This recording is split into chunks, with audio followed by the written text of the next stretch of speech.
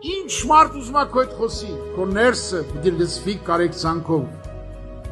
այդ մարդի նկատմամբ։ Շամի կլնի, հարազատ կլնի, բարեկամ կլնի, ով կլնի։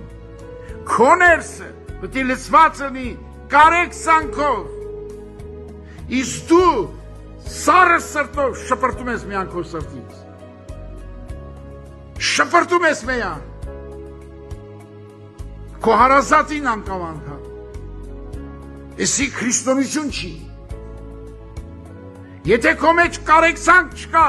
քո նման ստեղծված մարդի նկատմամբ, դու ինչ մարդ ես։ Դու ինչ քրիստոնյա ես։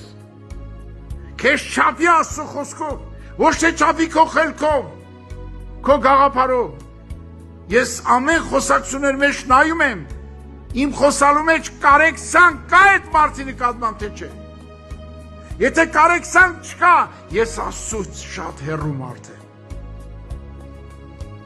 Եղբայրներ, քույրեր, մենք վերջը կամ քրիստոնյա պիտի լինենք, կամ ոչ։